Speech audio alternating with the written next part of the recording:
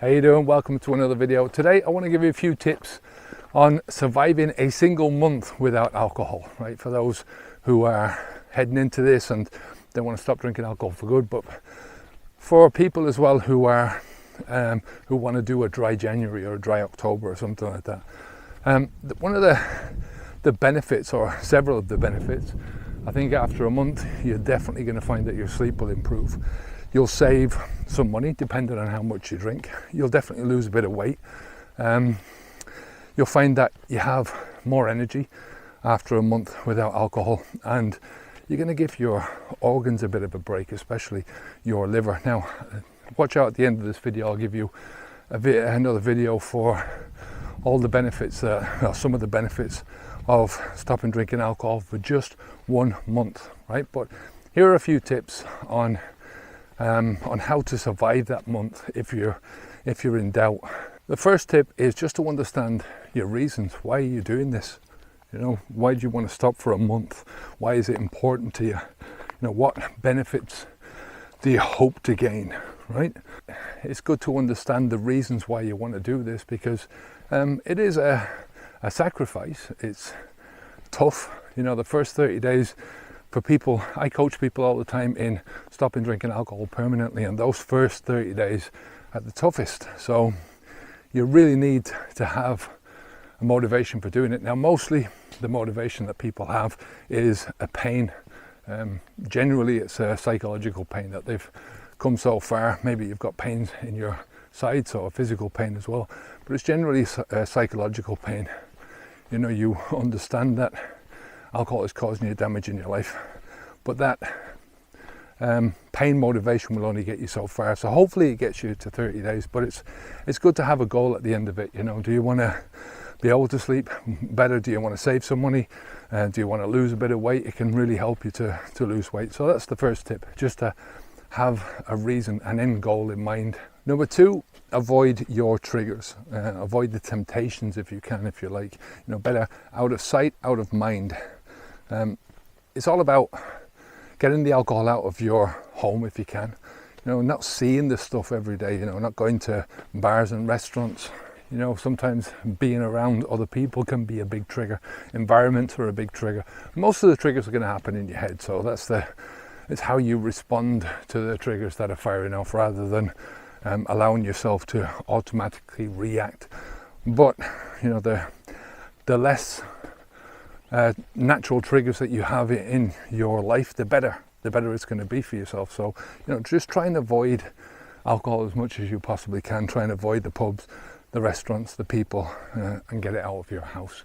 The third tip I'll give you is more of a mindset tip, and that's that discomfort. It's mostly what you're going to feel in this journey. The cravings, all of that kind of stuff, all the negative feelings that you have, you can put it down to just feeling uncomfortable. Mostly, again, psychological. And these things are going to pass. You know, if you get up and do something, if you just try and occupy your mind, try and distract yourself, you'll find that it's very easy to push all these thoughts to the background and move on. You know, that's why I'm saying at the beginning that you need to understand why you're doing this, because you can keep that in the back of your mind. When I stopped, it was all because I wanted to be a better father to my son. Now I stopped permanently, but it was something that kept me going over and over again. Whenever I felt uncomfortable, I would just think to myself, this is why I'm doing this. You know, apart from the fact that I was unhealthy, I was spending a lot of money on it, wasn't sleeping great, wasn't eating great. All of those things ended up being great motivation for me to stop. Number 4 is tell your friends and family. You know, if you can make your intentions known to your family, your friends, to people around you, you're much more likely to get some help off them when you're feeling low. But it's also the way that you tell them. So you can say to them, well, I'm trying to get healthy overall, and stopping drinking alcohol is part of that. I'm also going to exercise. I'm also going to change my diet. So you're not focusing their minds on the alcohol. And you never know, you might inspire somebody else. Number 5 is to monitor your progress. You know, just keep a track of what you're doing. I think this can be very helpful. It can be very motivating, encouraging. You can download an app on your phone if you like, just to cross over the days. I'm really old-fashioned. I like old school stuff, so for me it was getting a calendar out and putting a big red X to mark the spot. Every day that I passed, I would put a red X on it, and it really helped me to keep focused and keep moving forwards. You can also break the months down into shorter goals, shorter milestones. So break them down to a week. Once you get to that first week, give yourself a small reward. Show your appreciation to yourself for the effort that you've put into it. Now, as a bonus tip, just remember that these 30 days are going to pass. Same thing I tell people about that first year alcohol. Where are you going to be this time next year? Ask yourself the same thing. Where am I going to be at the end of this month? Whether you stop or whether you don't stop, whether you continue to go through and decide, yeah, I'm gonna do this, or I'm not gonna do this. Where are you going to be at the end of that 30 days? It's always the case that where you end up depends on how you travel. Where you will be at the end of that 30 days depends on how you travel those 30 days and what you do in those 30 days. So stop or don't stop. The 30 days is going to manifest itself anyway.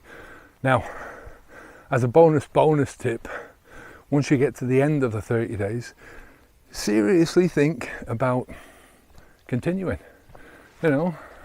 Look at how far you've come, look at all you've achieved in just that short space of time, and then think ahead and think, well, where could I be in 2 months or 6 months or a year? Extrapolate that out and multiply that effect.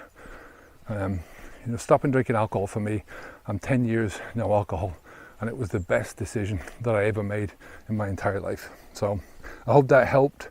If you want any help for stopping drinking alcohol, we've got a beginner's course down below. It's absolutely free. Anyone who is starting the Habits V2 program at this time as well, we've got the preparation stage, which is 2 weeks. And I know a lot of people want to start on the 1st of January, so it doesn't matter. We've got the quick start guide as well, quick start preparation, which will help you get the gist of what is going to happen and what you should expect in those first 30 days. And it's all about mindset change, and you can always go back and watch those videos. So take care of yourself, and I'll speak to you again soon. Onwards and upwards. Bye now.